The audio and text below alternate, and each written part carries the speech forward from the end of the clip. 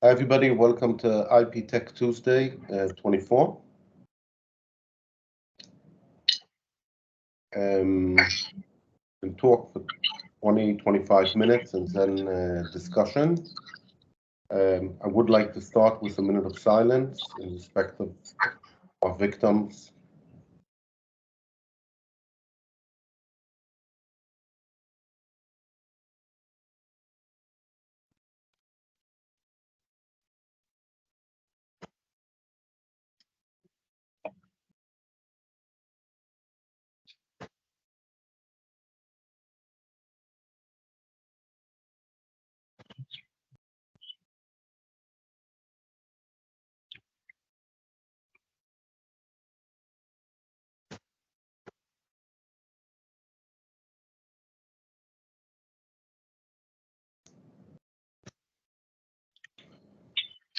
In patents, there's a basic conflict, let's call it. So patents are meant to prevent your competition from doing what the competition is going to want to do in the future. Problem is that the future is not here and it's generally unknown. So there's obviously a natural inclination to write patents about the present and about the past. And the question is, how do we avoid that? And that's what I'm going to talk about today. So one answer is that while the future is unknown, there are definitely parts of the future that have a meaningful probability. There's also a saying that the future is here, it's just distributed unevenly, but unfortunately that doesn't work so well for patents. Another answer is that we are actively shaping the future, and when you shape the future, you have a more privileged position to know what's going to happen. But today what I want to talk about is empirical rules that other people have developed, some of them us, and we'll use them to guide us. And the focus that I'm going to talk about will be about the invention. We're not going to focus necessarily on opportunities for reach through and creative ways of patenting. But of course, they shouldn't be ignored. But the focus is, if we have an invention now, what exactly should the patent cover?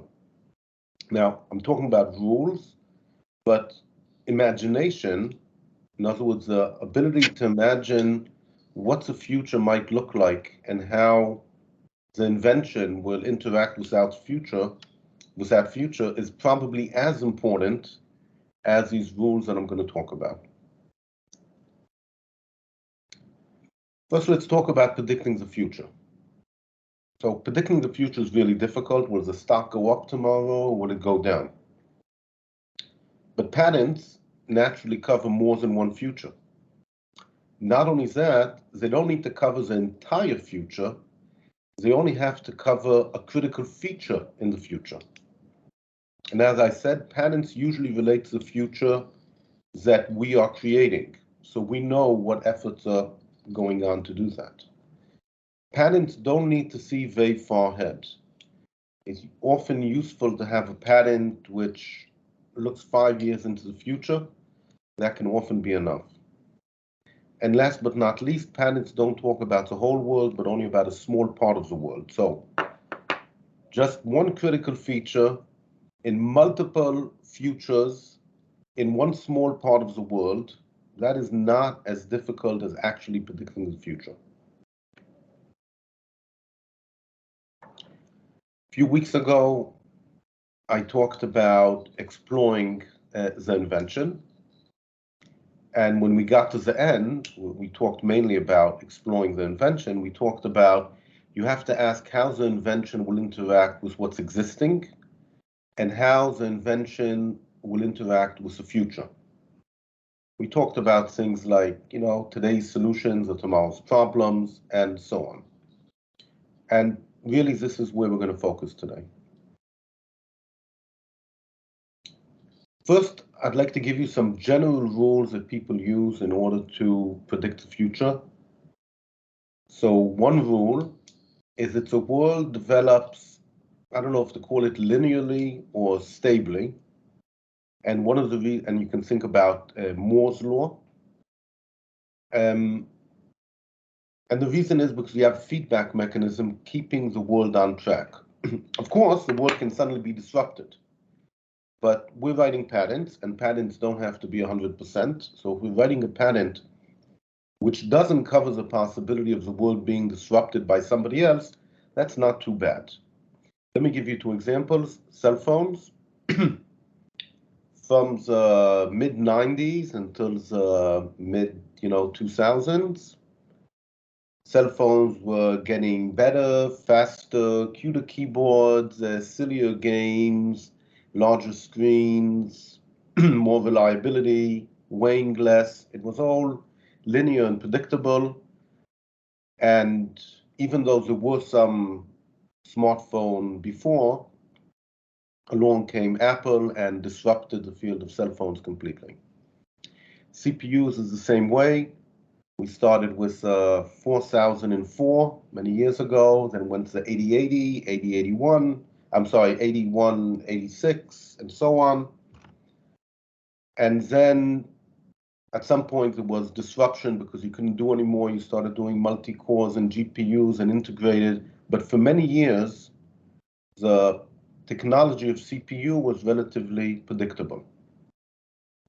So even though we know the world changes, not too bad to look at it as being stable or developing in a linear way. Second thing is climate.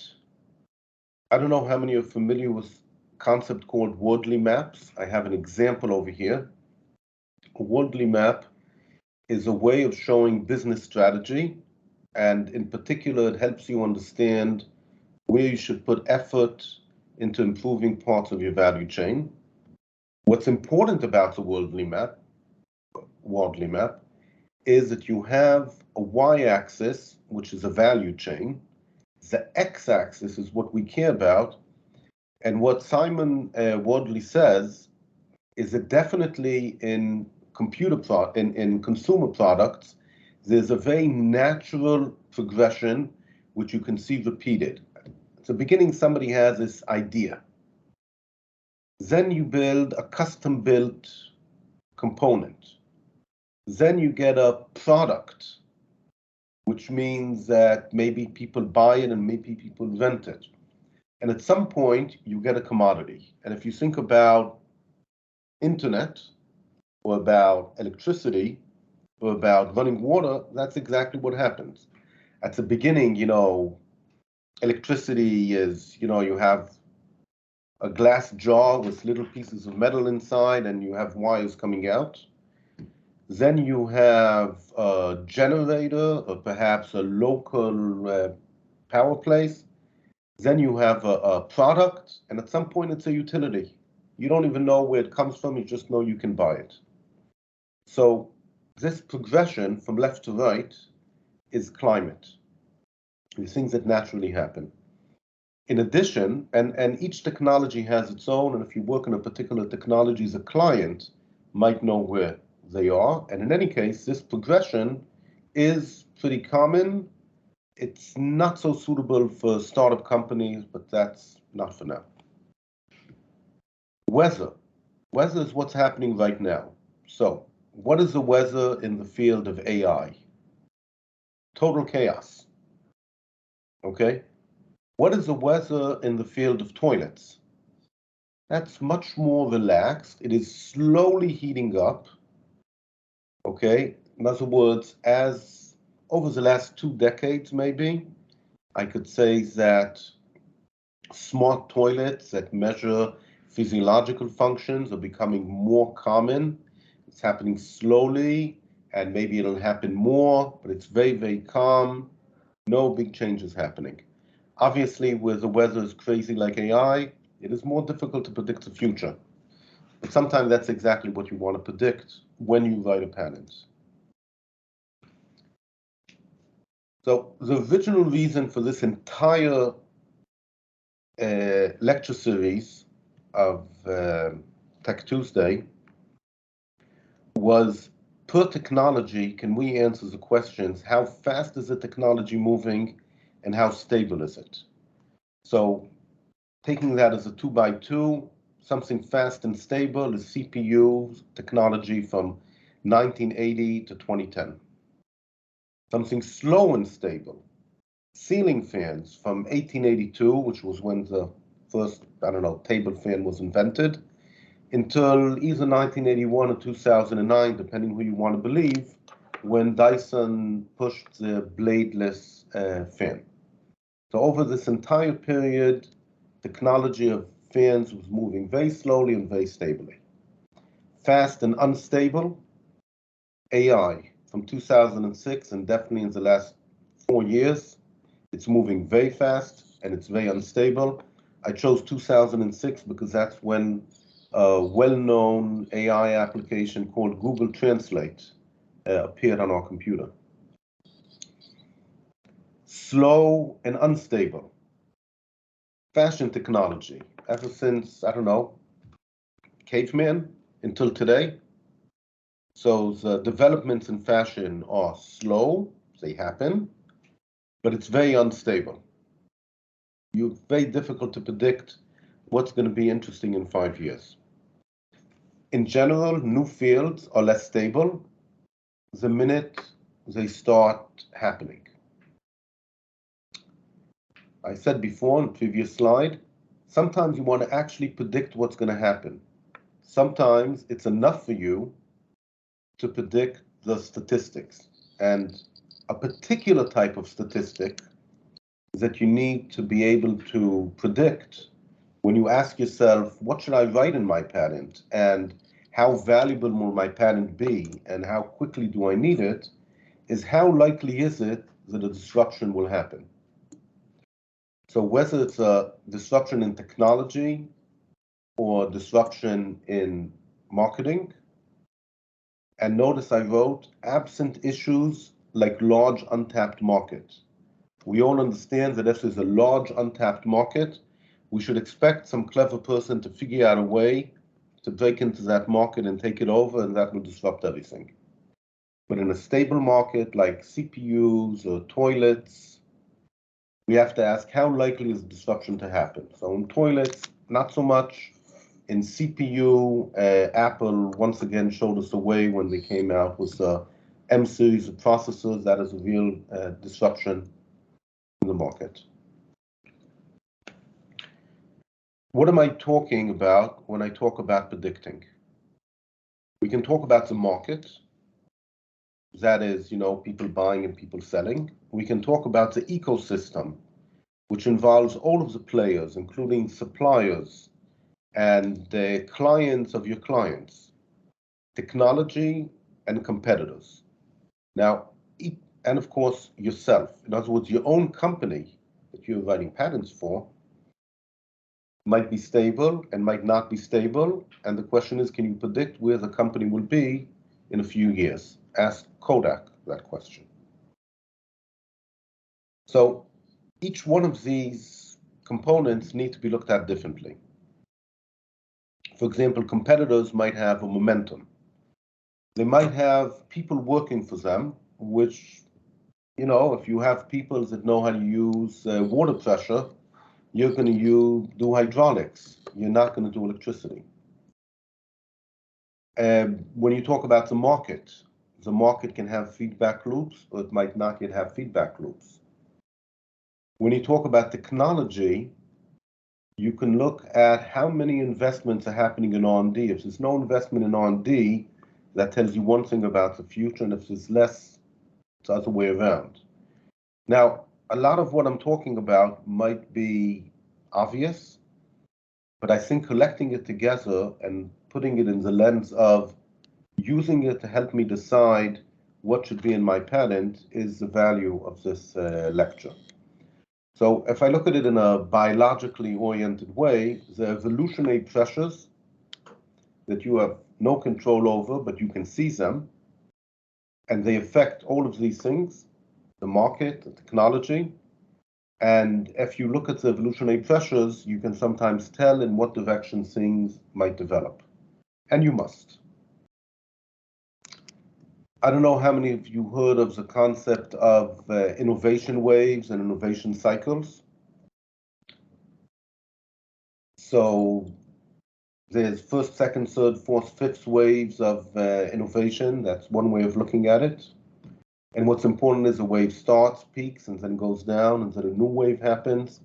And obviously, the type of IP you need at different parts of the wave are different.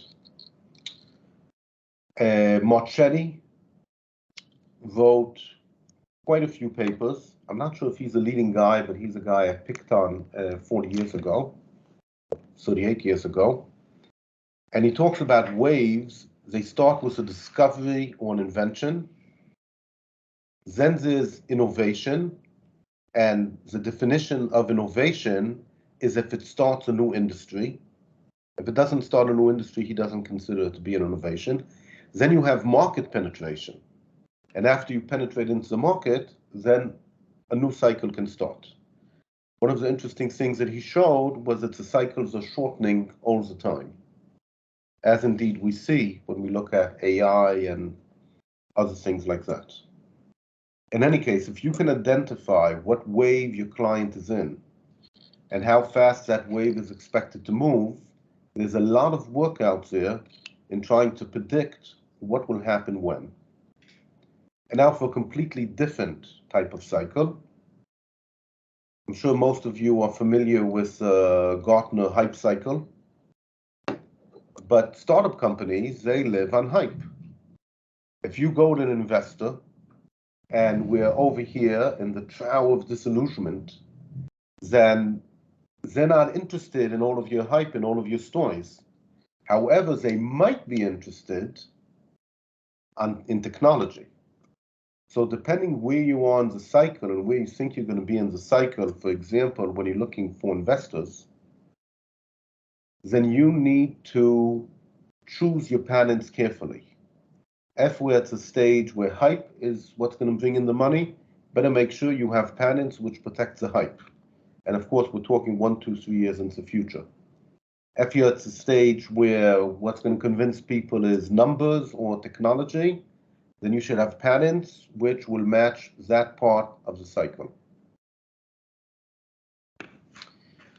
So I decided to put together a few examples of how all of these rules might be used in practice. If the process is linear, can you identify when a disruption might happen? You know, it's going, it's going to break. And of course, does it fit the timing and the content of the IP that you're working on? If the process is exponential, so you might be before it took off, can you figure out when it's going to take off? Can you figure out what's going to help it take off or what will slow it down? Most cycles are actually, most technology innovation processes are actually S-curves. An S-curve starts slowly, speeds up, and then it stops. The minute it's going to stop, you might expect a new innovation to happen. So again, you can predict perhaps what type of IP and what kind of things you should have in the patent. When we do a first order approximation, I always assume that problems like how are people going to make money, how are problems going to be solved, I'm assuming they're going to be solved by somebody.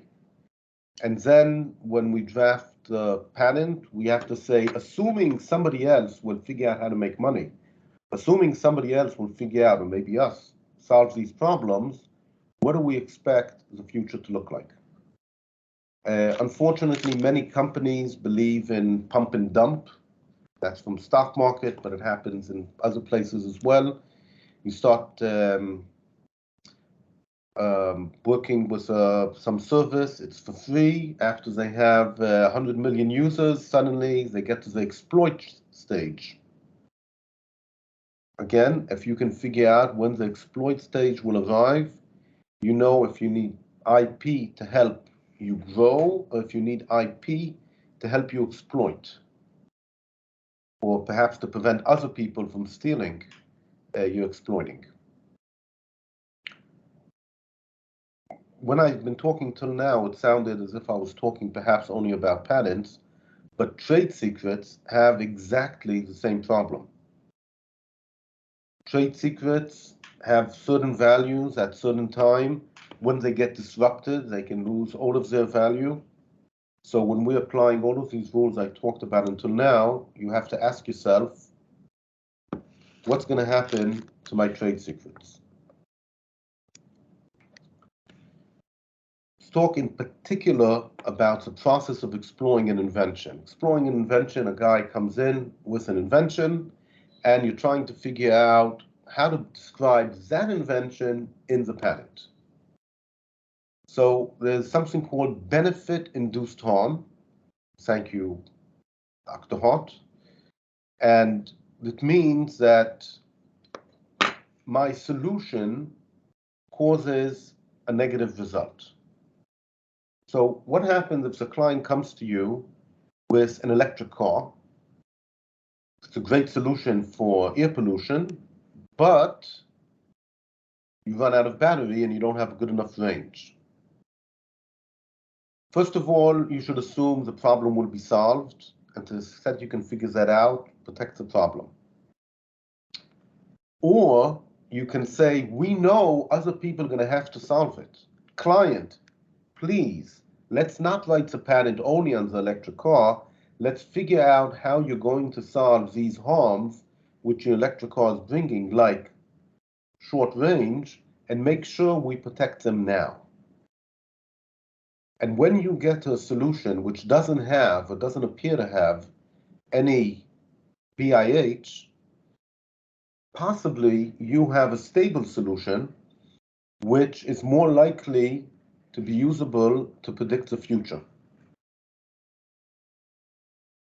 Another rule you can apply is unfinished business.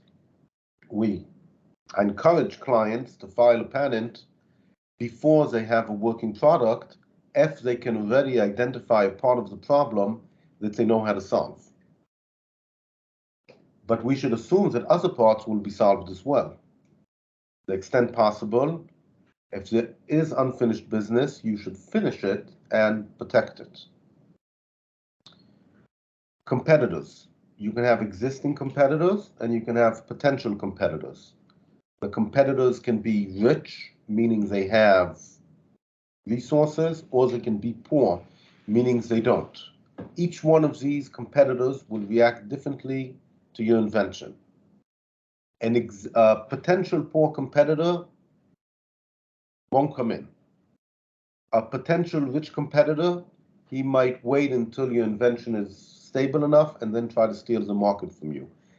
An existing poor competitor might continue doing what they're doing because they can't afford to change what they're doing in your direction.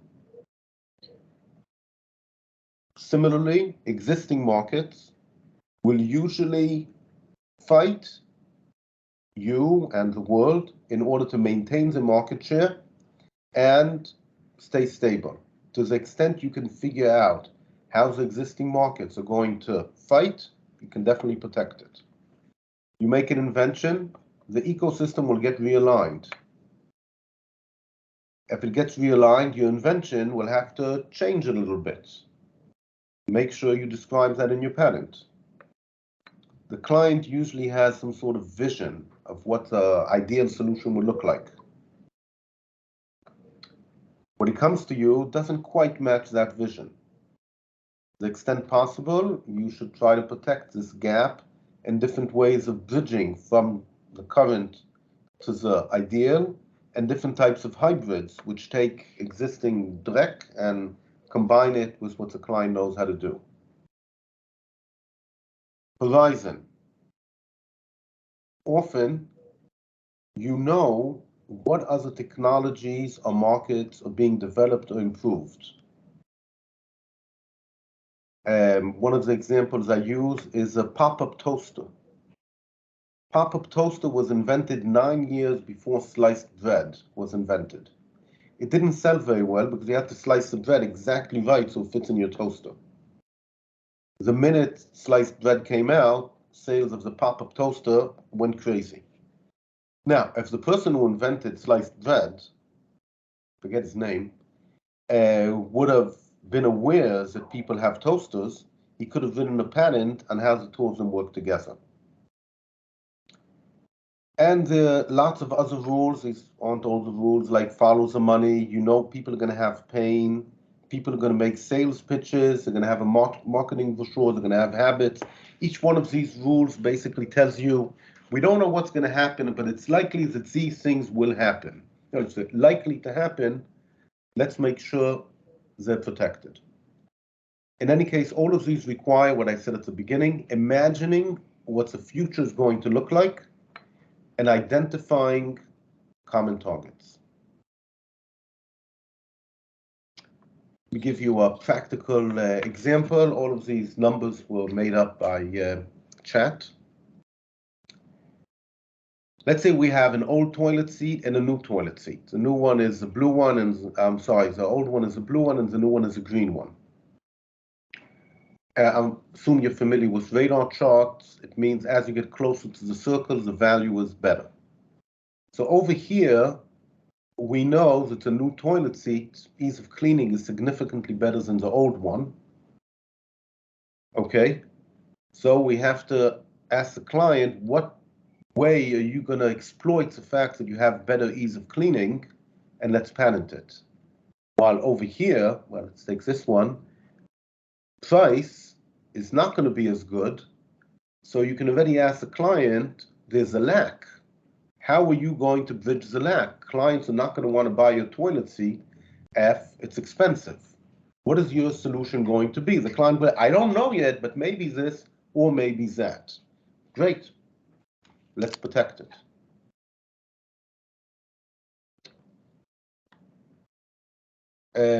I talked about exploring the invention, but obviously extensions. And all of these extensions I'm calling obvious. Maybe it's a bad word to use. Okay. But if somebody comes to you with a product that has a problem, the natural solution is to either add a component to overcome that problem, add a component to prevent that problem, prevent the problem from mattering, turning it into a benefit. I could go on. Triz has a lot about it. It's automatic. If you have improved quality or lower cost, well, you can sell the same quality at a lower cost, a higher quality, a higher cost, allow a different part to degrade. You can have some sort of synergy. Now, all of these things will happen whether you want them or not. Some of them might have marketing value, but all of them you could probably write a patent on now with what the inventor knows now. I just want to talk about existing R&D methods. Each client applies their own methodology to solving problems. What are they going to do when they see your idea? What solution method are they going to use? The answer is it's going to be different. And different is what we want to cover with the patent. And I'm not talking at all about the dialogue between the business strategy and the IP strategy and the invention. Okay, the three players. We have the actual invention, we have some IP strategy, whatever that means, and we have business strategy, I hope. And they talk to each other. And again, they automatically help fill in the invention and project what the future is like. That's not the subject today. I talked. What embodiments should be in the application? Now, I believe in generating and then selecting, because I think the difficult problem is to generate. Once you know what you could talk about, you can decide with the client what you should talk about. I've shown this futures cone before, the horoscope. And what you see is, here's what's probably going to happen, here's what might happen, and here is what is possible that will happen, and here's what we want, what our company is aiming for. So if you look at this slice as embodiments we're going to describe in the application, You need to have a certain mix of, reasonable things and wild cards, and not to forget that you want your IP both to cover what's preferable and to help, let's call it, guide the market to get to what's preferable. Just as an example how you can apply this, just compare in your mind two inventions that I've read about recently. One is a non-stick material for manufacturing toilet bowls. It's actually 3D printed toilet bowls using a mixture of something with silicone oil in it. And the other one is a battery with very high energy density.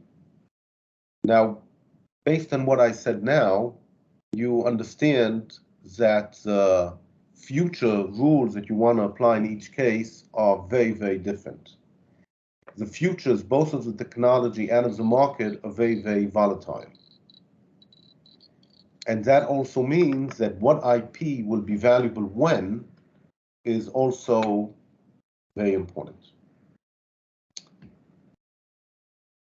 Okay, that's what I had